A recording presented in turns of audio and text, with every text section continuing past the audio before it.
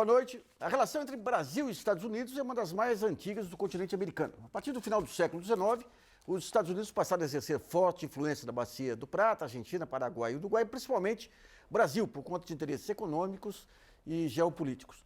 Com a Segunda Guerra Mundial, em 1939, os norte-americanos identificaram possíveis aliados aí, inicialmente buscando um equilíbrio entre Brasil e Argentina, depois pendendo para uma série de acordos com o Brasil. Na mesma época, grandes empresas dos Estados Unidos também se fixaram por aqui. Com a Guerra Fria, a partir de 1945, e a polarização entre Estados Unidos e Rússia, o poder de influência dos Estados Unidos se intensificou, invadindo também setores culturais e de mídia. Um papel excepcional para Nelson Rockefeller. Mas a tradicional amizade entre os dois países sempre foi marcada também por divergências, como na década de 60, quando os governos Jânio Quadros e João Goulart defenderam a autodeterminação de Cuba, ou por tentativas de uma diplomacia brasileira independente, cooperação pan-americana encabeçada aí por Juscelino Kubitschek, que propôs um programa multilateral de desenvolvimento econômico que não chegou a se concretizar. A partir de então, um novo desenho do continente sul-americano foi sendo definido, com o Brasil assumindo a posição de líder e com o surgimento aí de várias instituições, o Banco Interamericano de Desenvolvimento, Mercosul e outras organizações, e um distanciamento que vem no governo Geisel, no final do regime militar. Ao mesmo tempo, os Estados Unidos foram assumindo prioridades globais, como no Oriente Médio, envolvendo questões ligadas ao petróleo.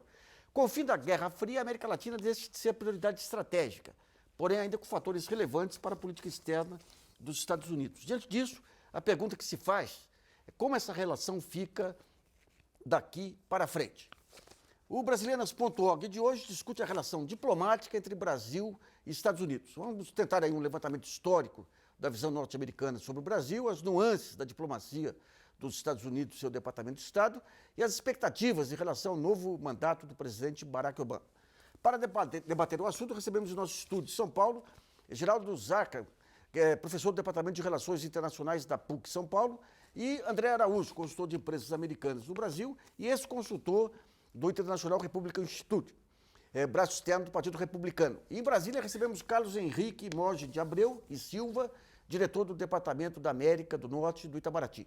E contamos também com a colaboração do jornalista Marcelo Zanini. Lembrando que o programa é ao vivo, você pode enviar perguntas acessando o site www.brasilianas.org.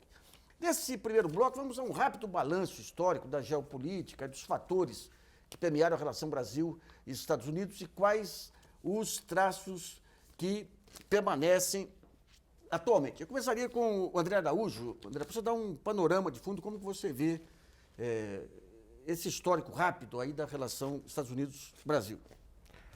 Bom, eu vejo três períodos muito distintos. O primeiro período é o da Guerra Fria, quando a preocupação americana era impedir o aumento da influência do bloco comunista na América Latina. É esse período que vai no começo dos anos 50 até o fim dos anos 70. Esse é o período onde os alvos da diplomacia americana estão muito claros, que é barrar o aumento da influência comunista, primeiro só com a União Soviética e depois através de Cuba. O fator Cuba não pode ser minimizado, porque Cuba permitiu a instalação de rampas de lançamento de mísseis soviéticos, que foi um gesto que foi sentido pelos Estados Unidos de uma forma muito violenta. E segundo, Cuba funcionou como agente por procuração da União Soviética, enviando soldados para Angola, 25 mil soldados, que é um número enorme, é tanto quanto o Brasil enviou para a Itália. Quer dizer, é uma movimentação expressiva, não era uma coisa pequena. Então, o objetivo americano era travar esse crescimento da influência soviética. Com o fim desse período, mudou o foco. Qual foi o novo foco? Foi a influência sobre instituições para criar uma infraestrutura da democracia.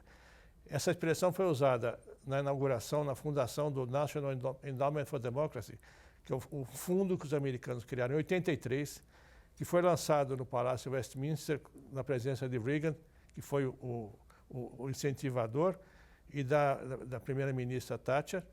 E esse fundo, que funciona dentro do Departamento de Estado, ele tinha a intenção de influenciar instituições. Era para influenciar as instituições políticas da América Latina, visando criar uma democracia. Quer dizer, era o relançamento da democracia.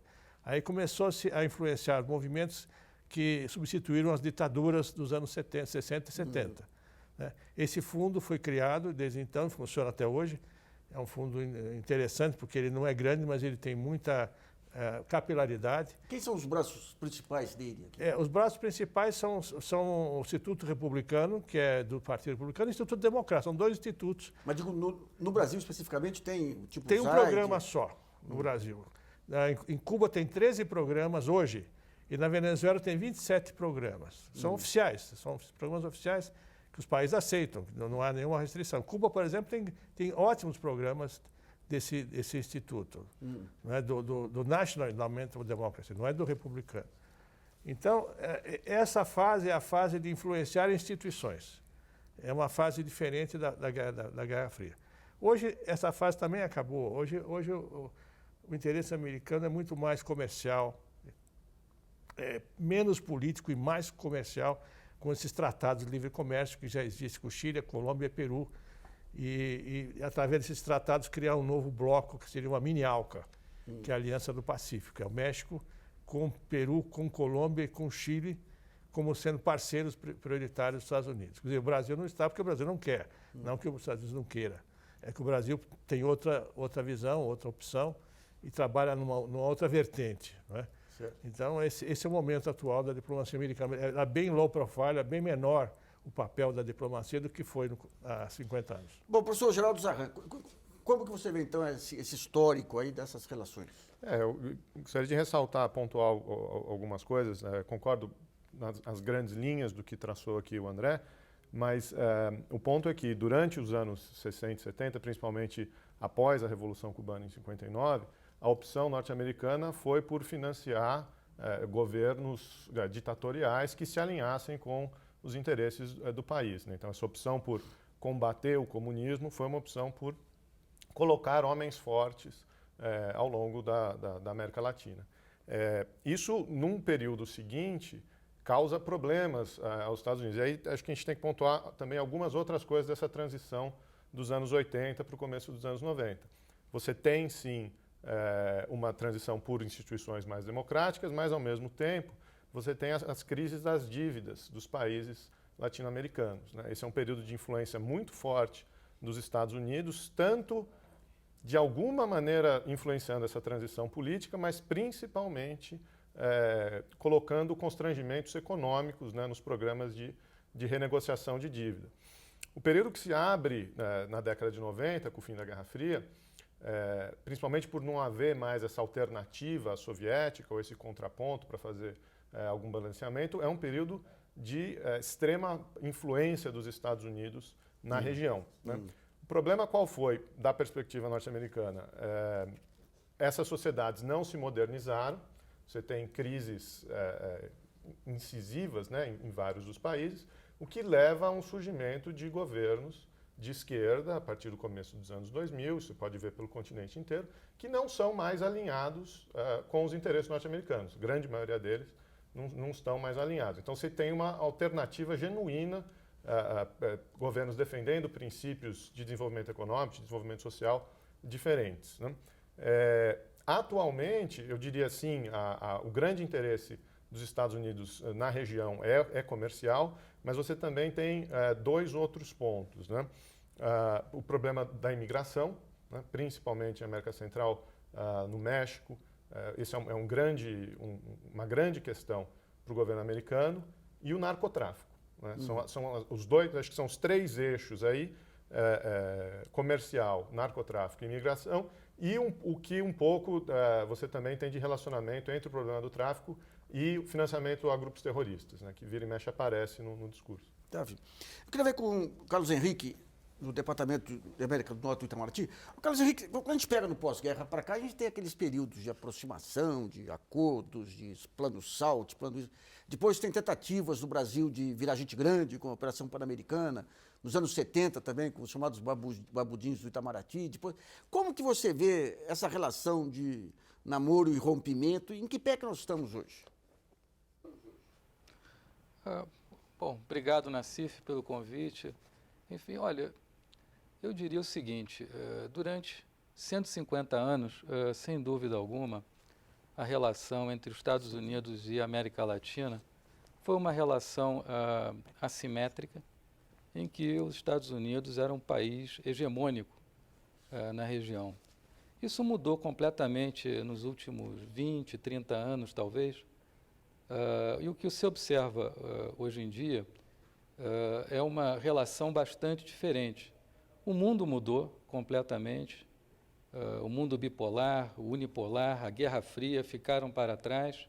Hoje temos um mundo crescentemente multipolar, em que os Estados Unidos é o principal polo, mas precisa ouvir outros países.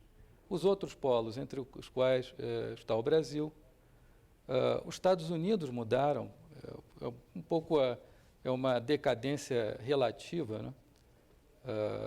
Em que os demais países estão surgindo, digamos. Não acredito que seja uma decadência absoluta. E o próprio, digamos, sucesso da nossa região, da América Latina e do Caribe, no plano político, no plano econômico e no plano social. Eu tenho uma visão positiva das relações entre os Estados Unidos e a América Latina no futuro. Não imaginamos, assim, grandes planos, projetos para a região, mas sim como, por exemplo, o Conselho de Relações Internacionais norte-americano, o Council on Foreign Relations, já propunha lá atrás, em 2008, né, uma relação pautada em temas como a luta contra a pobreza, a desigualdade, uma reforma do regime migratório, também ter como base a segurança cidadã, que aborda a questão de segurança de uma maneira mais ampla, que vai muito além da repressão, que inclui também os aspectos de desenvolvimento social, né, e econômico, e também energia. Agora, uma pergunta interessante que se ouve com frequência, né? Por que o Brasil, a América Latina, não era mencionada nos debates presidenciais agora nos Estados Unidos, né, durante as eleições? Falta de atenção? Não é isso. Realmente a América Latina passou a ser vista mais como uma fonte de soluções do que problemas. E eu acho que isso é que vai pautar a relação dos Estados Unidos com a América Latina daqui para frente. Tá, filho. André, pegando ainda esse fio também, quando vem no final do New Deal, o próprio Roosevelt achava que o fortalecimento da América Latina seria uma maneira de criar um segundo New Deal, já que integraria mercados. E Rockefeller tem um papel muito importante, querendo criar uma classe média, um mercado de capitais, ciência, tecnologia. Depois, teve um período em que o Brasil era visto como, digamos, um representante aqui para a parte sul do continente. Como que foram essas andanças e tudo? E nos últimos tempos, qual que era a visão americana em relação ao papel que o Brasil deveria desempenhar em termos de geopolítica e o que acabou acontecendo? O Brasil teve um papel muito interessante, que foi de aliado. Foi o país que levou a América Latina, a maior parte da América Latina, através da Conferência de Havana e do Rio de Janeiro, em 41, 42, a se aliar ao bloco americano, né? Ao passo que a Argentina era o contraponto. A Argentina era um país que tinha uma ligação íntima com os países do eixo, até o fim da guerra. Ela só entrou na guerra em março de 45 para poder entrar na ONU. Então, a Argentina era vista como o país anti-americano da época. E o Brasil, ao contrário, o Brasil era o contraponto, era o país aliado.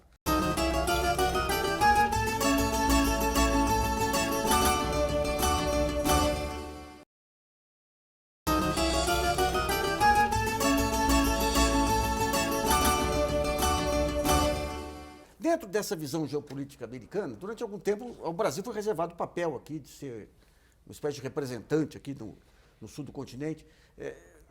Nos últimos anos, como que tem sido essa visão americana? E parece que há uma certa decepção com o fato do Brasil ter buscado outros caminhos. Eu queria que você exemplificasse melhor essa... Os Estados Unidos, hoje, a visão que o Departamento de Estado tem, as pessoas que eu conheço lá, é que o Brasil não precisa mais dos Estados Unidos e que os problemas da América do Sul são problemas do Brasil, não dos Estados Unidos. Quer dizer, por exemplo, a influência excessiva, a infiltração da China, especialmente nos países bolivarianos, porque a China está entrando na Venezuela, comprando petróleo para entrega futura.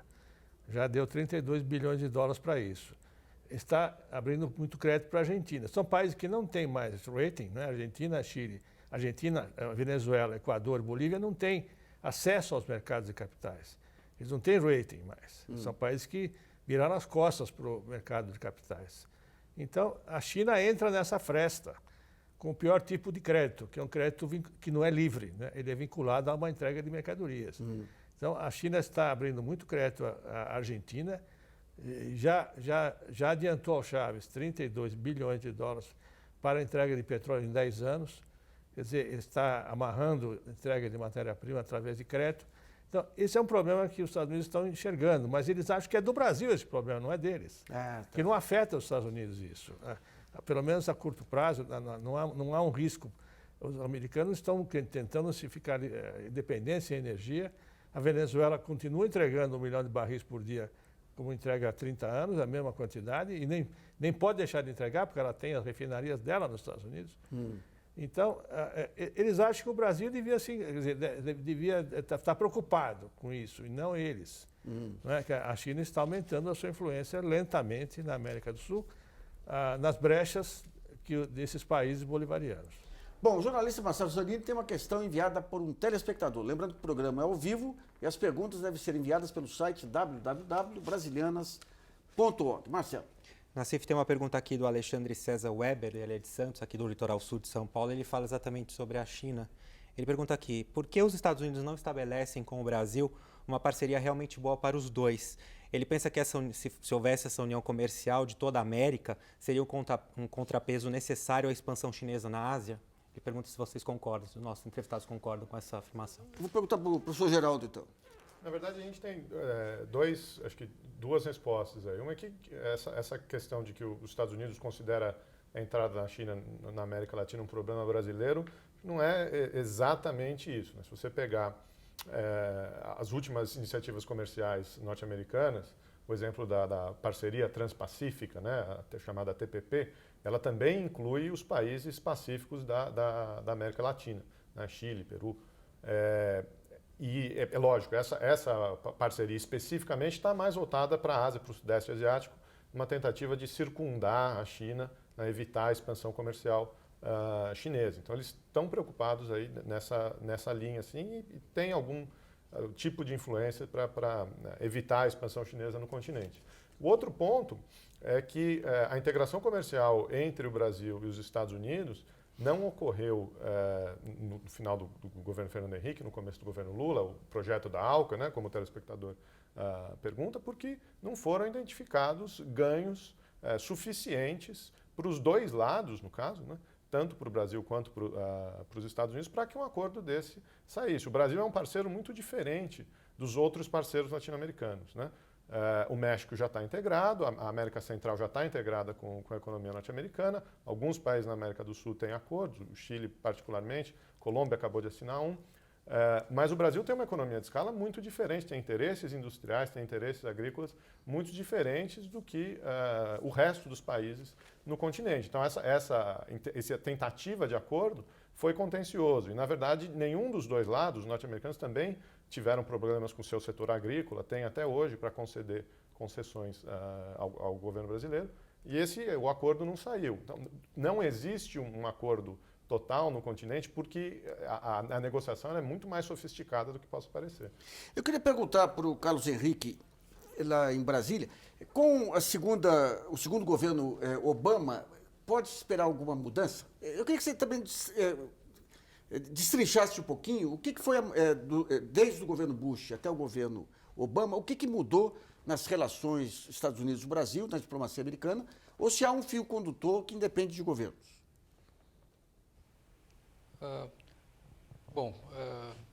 Nassif, eu vejo isso da seguinte maneira. Primeiro, eu gostaria de fazer um comentário sobre a América do Sul. os Estados Unidos passaram a ver claramente iniciativas como o Mercosul e a Unasul como fatores de estabilidade e progresso para a região. Isso é um comentário inicial. E eu achei particularmente interessante a pergunta, comparando as relações entre os Estados Unidos e a China e entre os Estados Unidos e o Brasil. O que é interessante aí, e eu gostaria de frisar isso, é que durante a visita da presidenta Dilma Rousseff aos Estados Unidos, no dia 8 de abril, último, os dois presidentes lançaram um projeto que é a construção da parceria Brasil-Estados Unidos para o século XXI. Os temas, no próprio dia 8 de abril, na Câmara de Comércio Americana, houve um grande seminário, justamente que seria, digamos, um primeiro passo na construção dessa parceria, e os temas principais foram ciência, tecnologia, inovação, educação, energia, competitividade. A própria narrativa das relações bilaterais mudou muito.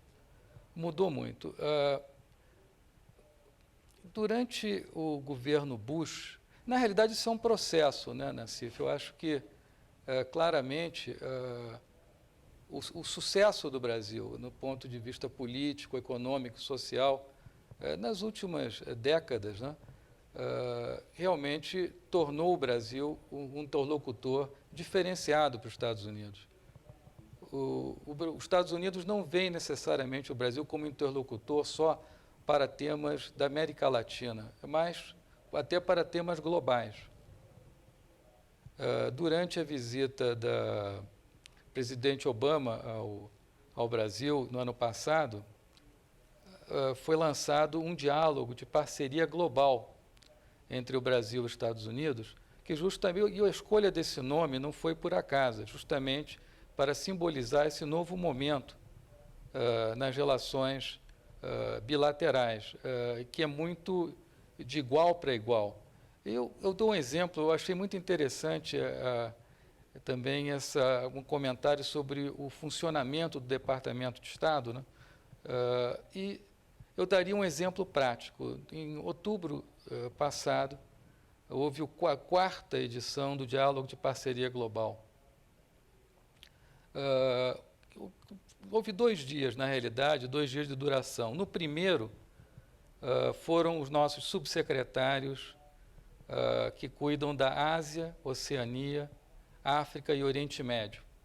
Passaram o dia inteiro no Departamento de Estado tendo uma conversa muito interessante que os americanos ouviam e queriam ser ouvidos. Uma conversa, troca de informações, de análise, é uma relação muito madura.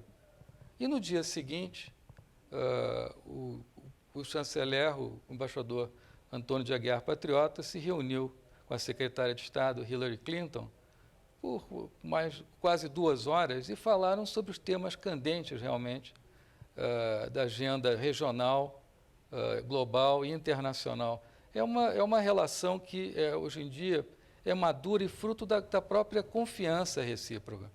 Certo. Eu queria ver com o André, que você explicasse um pouquinho aí a natureza do Departamento de Estado americano. Quer dizer, sempre que você tem burocracias estáveis, eles tendem a ter linhas, nichos de poder internamente que nem sempre seguem de forma harmônica assim, as linhas da presidência. Como que é essa estrutura do Departamento de Estado? Eu acho que o Departamento de Estado e o Itamaraty são as 2 grandes chancelarias profissionais da América Latina, das Américas, porque os 2 são os que têm escolas de diplomatas de carreira.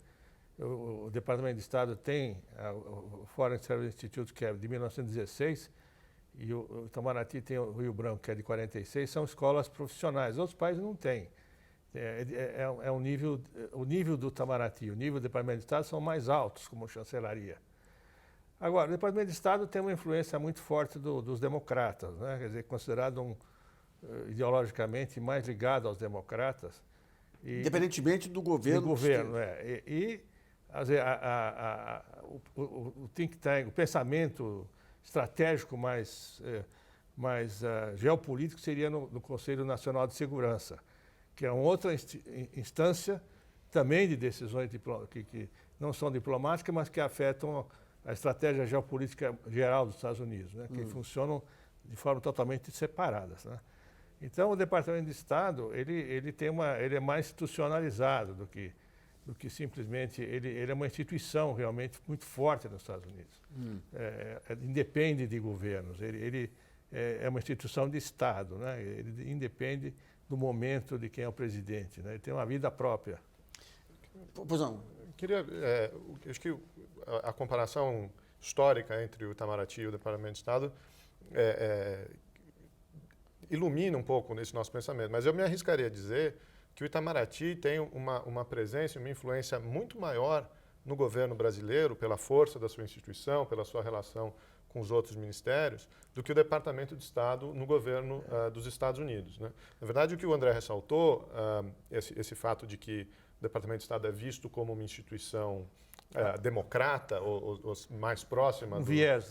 Com viés democrata. Isso vem de uma insegurança, de uma desconfiança, tanto no sistema político como de boa parte da sociedade norte-americana, de tudo o que é relação externa, né? De tudo que é influência vinda de fora do país, de organizações internacionais, né? Você veja que a grande disputa na criação e depois ao longo da segunda metade do século XX foi que tipo de influência a ONU teria nos Estados Unidos, se a ONU seria um governo mundial, se a ONU poderia forçar os governos dos Estados Unidos a tomar decisões contra o seu interesse nacional. Então, essa desconfiança de tudo que é externo e dos americanos que têm relações com o externo é o que marca um pouco essa visão sobre o Departamento de Estado. O interessante aí é que o processo de formulação de política externa nos Estados Unidos ele é muito mais amplo do que o Departamento de Estado. O André citou o Conselho de Segurança Nacional, que está dentro da Casa Branca, é parte do governo executivo. Mas os outros departamentos também têm muita força. O Departamento de Defesa, o Escritório de Relações Comerciais, né, o USTR, alguns departamentos de Agricultura, e principalmente o Congresso, né? Muitas das demandas da comunidade internacional para alteração, para negociação dos Estados Unidos, tem que passar pelo Congresso e não apenas pela Casa Branca ou por outros braços do Poder Executivo. Então, eu queria ver com o Carlos Henrique essa questão de alguns problemas comerciais, problemas como o da própria Embraer nos Estados Unidos, a questão dos painéis da Organização Mundial de Comércio. Isso aí acaba, digamos, dentro da estrutura americana, não chega a ser fatores de desgaste entre as duas diplomacias. É mais uma questão específica de outros centros de poder dentro da estrutura dos Estados Unidos. Seria isso? Olha, como é que eu posso dizer? Realmente esse tipo de questão comercial ela, digamos, um contencioso, né? O que se observa há algum tempo que a pauta de cooperação entre o Brasil e os Estados Unidos é tão diversificada e nós temos realmente mecanismos bilaterais para tratar desses contenciosos e também, quando é o caso, por que não recorrer ao OMC, que é onde os países resolvem suas disputas comerciais de forma civilizada, digamos. Então, digamos que os problemas comerciais, eles ficam, na realidade, encapsulados, né? Eles estão tratados com bastante maturidade e, em geral, se chega a bom termo. Os painéis da OMC são implementados, podem demorar algum tempo. Muitos problemas pontuais da relação comercial são tratados por meio desses mecanismos. É interessante, Nassif, um ponto que eu gostaria de ressaltar, é o nível de institucionalização da relação entre o Brasil e os Estados Unidos.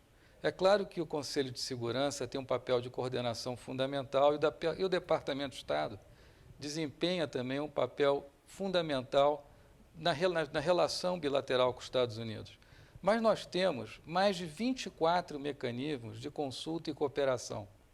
Para você ter uma ideia, eles tratam de todos os temas da agenda bilateral, regional, internacional, global. E 4 deles foram alçados à condição ministerial e tem a atenção presidencial também, que é o diálogo de parceria global conduzido pelo Itamaraty, o Departamento de Estado, que eu já mencionei, o diálogo econômico e financeiro conduzido pelo Ministério da Fazenda e o Tesouro, o diálogo estratégico em energia, conduzido pelos Ministérios das Minas e Energia, pelo Itamaraty também, do lado americano, pelo Departamento de Energia, e o diálogo de cooperação em defesa.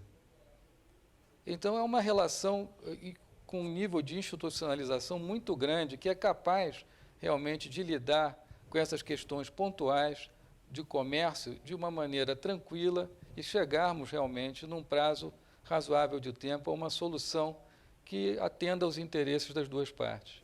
Bom, vamos a uma pergunta que o Marcelo selecionou dos telespectadores. Lembrando que o programa é ao vivo e as perguntas devem ser enviadas pelo site www.brasilianas.org. Marcelo. Nassif, o Paulo Vilas, do Rio de Janeiro, ele pergunta se os Estados Unidos pretendem reconhecer formalmente as 200 milhas como limite soberano dos países. Como anda essa questão? Bom, então eu volto ao Carlos Henrique. Essa é uma questão que eu não ouvi há algum tempo. Isso não é um problema, na realidade. Eu acho que as 200 milhas é, na prática, reconhecida. Em nenhum momento o governo brasileiro tem sentido algum desconforto qualquer dos Estados Unidos com a nossa soberania nas 200 milhas. André, em relação, digamos, você falou que o próprio Departamento de Estado reconhece o Brasil como um fator de equilíbrio na América Latina. As relações, por exemplo, com a Venezuela, com Chaves, com a Bolívia, que aqui provoca muito estardalhaço, lá o Brasil é visto como um país que está fortalecendo adversários dos Estados Unidos ou como um país que está levando o equilíbrio a governos que, de outra forma, poderiam perder o rumo? O Brasil é visto como um fator de equilíbrio. Hoje não há investimentos expressivos, interesses expressivos financeiros dos Estados Unidos nesses países bolivarianos. Eles têm muito pouco investimento.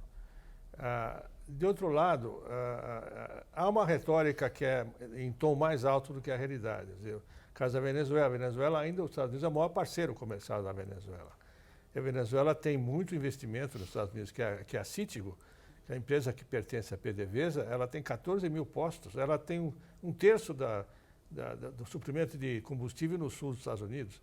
Tem 8 refinarias, tem 3 fábricas de asfalto, eles são uma empresa muito grande, importante, e tem negócios normais para os Estados Unidos. Quer dizer, há um tom de retórica no chavismo que é acima da realidade. Né? Tá. A Venezuela ainda não é vista como um caso perdido. O caso do Equador é a mesma coisa. Os Estados Unidos têm pouca coisa de interesse, mas o Equador tem lobistas em Washington. Eles têm lobistas grandes em Washington, gastam muito dinheiro ainda, quer dizer, eles têm interesse em não romper relações, né? Então, eu acho que o Brasil não é visto como fortalecendo o inimigo dos Estados Unidos. É claro que eles não gostariam que fosse uma relação mais amistosa com a Venezuela, especialmente. Porque a Venezuela foi um grande polo de investimentos dos Estados Unidos na década de 50, 60, né? Era um país muito ligado aos Estados Unidos. E essa ligação hoje não existe mais, essa ligação cultural, afetiva. Existe apenas a relação de petróleo, né? Então, mas o Brasil não é visto como um incentivador ao contrário, ele é visto como um fator de estabilidade regional. Vamos a mais um intervalo em brasilianas.org. Volta já.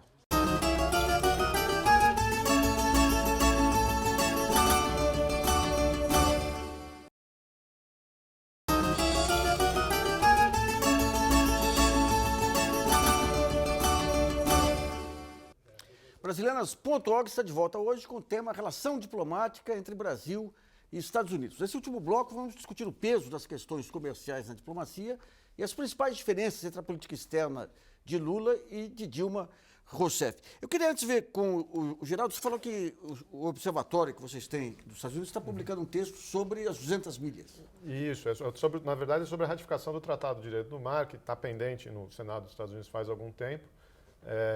A gente deve estar publicando aí nas próximas semanas o nosso observatório, o Observatório Político dos Estados Unidos. Quem quiser acessar é o opeu.org.br. E a questão específica sobre o Tratado de Direito do Mar é que ele está pendente de ratificação já há muito tempo, mas agora você tem uma mudança na conjuntura de interesses, né? Você sempre teve setores ambientalistas que apoiavam a ratificação, mas agora você tem o próprio setor de energia, o setor petroleiro, que está interessado na ratificação por conta da exploração dos recursos nessa plataforma estendida, e o setor de defesa ter essa ratificação também para poder pressionar chineses, russos que concordem, ou que hajam de acordo com o tratado. A gente teve o caso agora recente no Mar do Sul da China, de disputas entre os países asiáticos e a Marinha Chinesa. Então, você tem esse argumento de que é necessária a ratificação para que também possa ser cobrada a comunidade internacional agir de acordo com os mesmos padrões. Tá. Eu queria ver com o Carlos Henrique, essa questão do fator China aí, Carlos Henrique. O Brasil, ele se prevaleceu aí daquela polarização que houve no pré-guerra, pré-segunda guerra, aí, aproveitando, negociando. Hoje, essa polarização China-Estados Unidos abre espaço para articulações estratégicas visando obter vantagens comerciais. Tem alguma coisa em andamento, se pensando nisso? Por exemplo, essas parcerias tecnológicas, todo esse conjunto de parcerias, de alguma forma, o fantasma China pode aprimorar aí, ou acelerar esse relacionamento? Olha, Nassif, a base da nossa política externa é a integração da América do Sul. Nesse mundo multipolar, naturalmente, o Brasil busca ter uma interlocução privilegiada com esses polos de poder. Os Estados Unidos vão continuar sendo o principal polo de poder no horizonte previsível. Temos a China em ascensão. São duas relações de extraordinária importância para nós. A China é um parceiro estratégico para o Brasil. Nós temos uma cooperação muito ampla na área de ciência, tecnologia e inovação. É o nosso principal parceiro comercial. Mas os Estados Unidos, embora tenham perdido esse status de principal parceiro, oferecem um comércio com o Brasil de extraordinária qualidade. Nós exportamos, sobretudo, manufaturas e importamos bens de capital, equipamentos. Os Estados Unidos têm o maior estoque de investimentos estrangeiros no Brasil. O Brasil se tornou um importante investidor nos Estados Unidos e é um país que tem muito a oferecer na área de ciência, tecnologia, inovação, educação. É o principal destino, né, dos nossos estudantes do Ciências Sem Fronteiras. A ideia é que nós mandemos aos Estados Unidos cerca de 45 mil estudantes nos próximos anos. São duas relações estratégicas e são fundamentais para o Brasil. Eu queria explorar um pouquinho com o Geraldo aqui. O Brasil, quando ele se aproxima dos Estados Unidos, lá no final do século XIX, que permite o boom aqui das matérias-primas brasileiras, a democracia americana, as instituições americanas impregnam o Brasil. Tudo bem, é uma democracia brasileira aí até. Hoje a China, quer dizer, o próprio capitalismo chinês hoje, ele serve de exemplo para algumas ações mais proativas em nível de governo. Por exemplo, essa questão da reindustrialização, essa questão de uma visão mais protecionista, mais proativa do Estado. Dá para perceber mais ou menos de que maneira que essa ascensão da China pode influenciar modos de pensar aqui internamente? Olha, eu entendo a sua pergunta. Acho que essa expansão do chamado modelo chinês pode estar acontecendo em alguma medida na Ásia, nas fronteiras mais próximas da China, no continente africano. Acho que o pensamento brasileiro, o pensamento desenvolvimentista brasileiro, ele é muito genuíno, né? Ele é muito nacional. Não acredito que haja essa transferência de modelos, de valores diretos.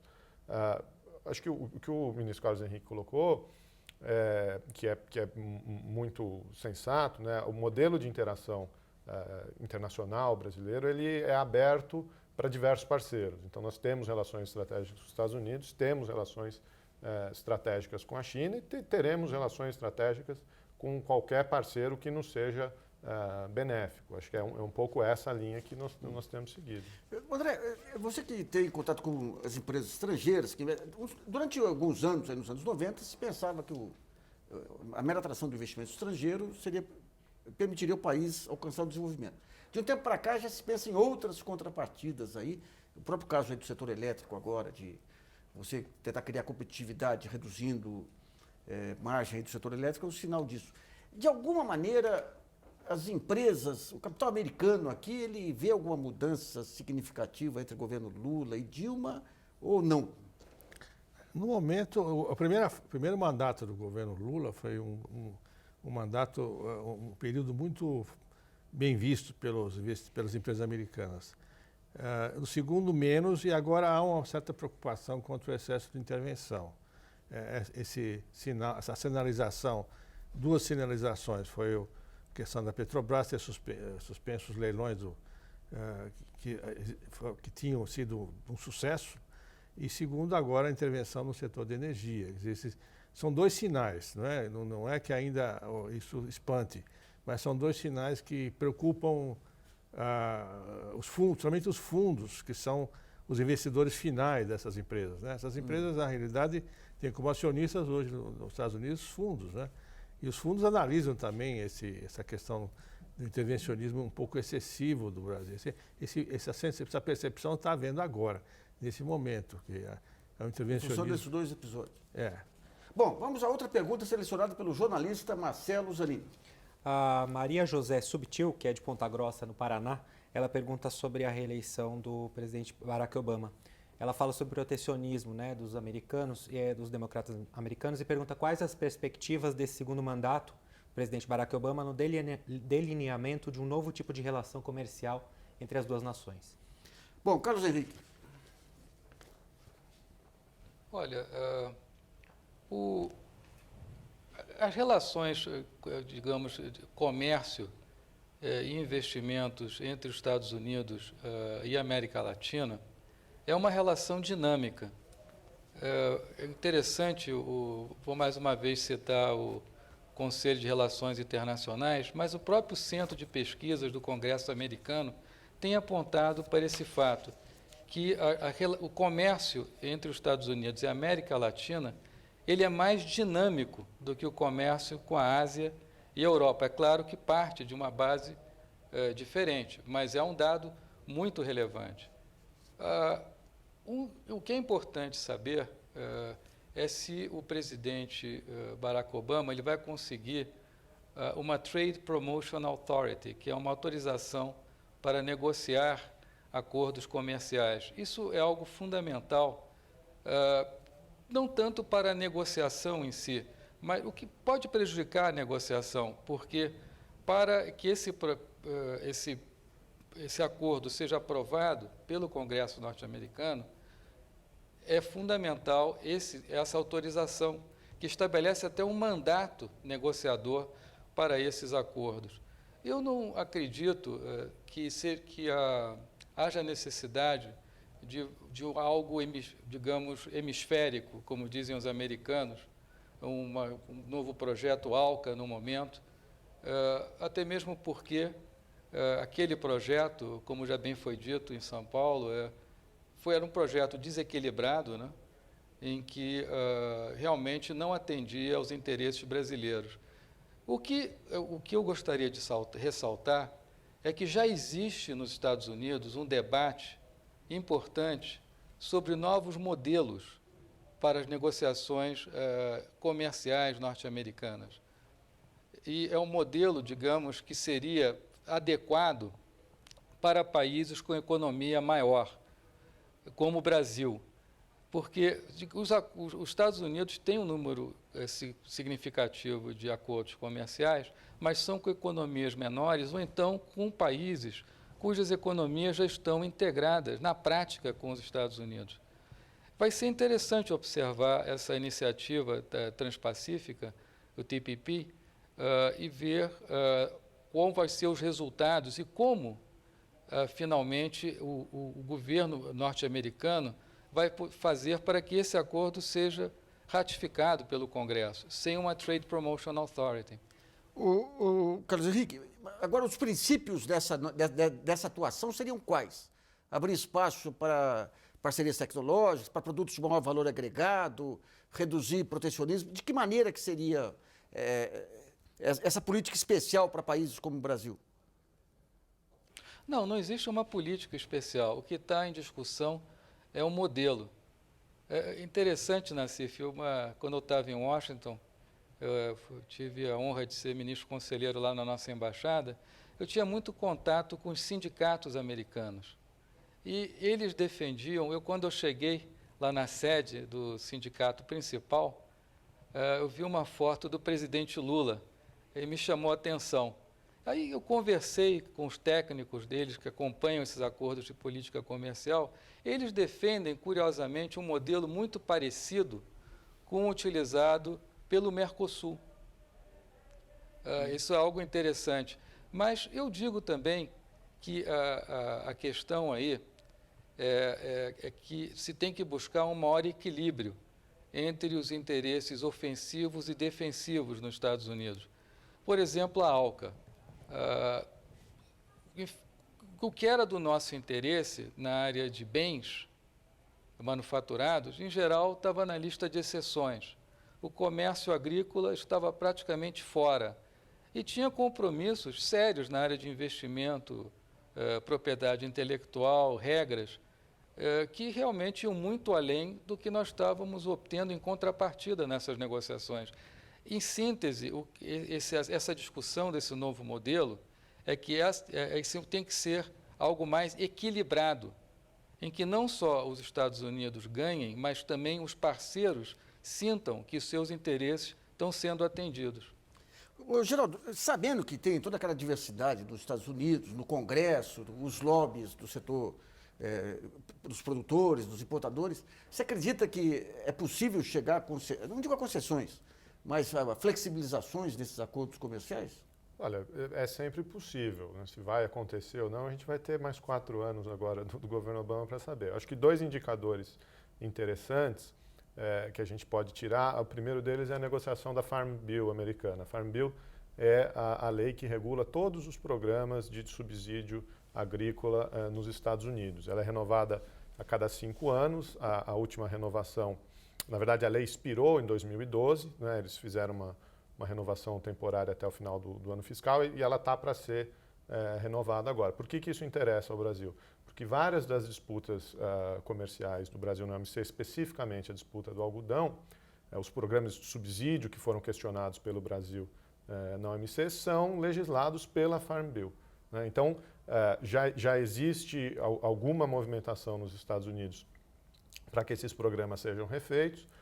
O governo brasileiro, a Embaixada Brasileira em Genebra, comunicou ao Congresso nos Estados Unidos de que vários desses programas propostos, na verdade, podem piorar a situação do preço do algodão no mercado internacional, ao invés de melhorar, de se cumprir o que foi acordado entre os dois países depois do final do painel. Então, essa negociação ainda está em andamento, não deve ser aprovada agora no fim do ano, talvez no começo do ano que vem. A gente pode tirar um indicativo daí, de que tipo de concessão vai ser feita dentro do Congresso. Ao outro elemento, nas últimas semanas, né, alguns setores dentro dos Estados Unidos mesmos começaram a falar sobre um acordo de livre comércio entre Brasil e Estados Unidos, né? A Câmara Americana de Comércio começou a falar na possibilidade de um acordo. Nessa possibilidade, o que a gente vai provavelmente ver é a identificação de setores específicos onde os dois lados saiam ganhando. É aí que vai ter que entrar o equilíbrio. André, só para tentar entender um pouquinho, está acabando o tempo aqui, mas o setor agrícola americano representa 0,5% da população americana. De onde que vem esse poder político deles? Porque são estados que têm muito peso político. Os estados agrícolas são estados cruciais para o equilíbrio do Congresso lá. Então, eles têm menos população, mas têm peso, senadores importantes, têm peso político importante. Estados como Iowa, por exemplo, são muito pesados lá, como expressão no Congresso, são políticos tradicionais. O federalismo lá, de certa forma, infelizmente acabou o nosso tempo. O Brasileiras.org sobre as relações entre o Brasil e os Estados Unidos termina aqui. Agradeço a participação do Geraldo Zarran, que é professor de Relações Internacionais da PUC São Paulo, do André Araújo, consultor de empresas americanas no Brasil, e Carlos Henrique Moji de Abreu e Silva, que é diretor do Departamento da América do Norte no Itamaraty. E você que nos assiste, muito obrigado e não deixe de participar do site www.brasilianas.org, mandando perguntas, trabalhos e vídeos. Esse espaço aqui também é seu. E voltamos na próxima segunda-feira, às 8 da noite. Até lá!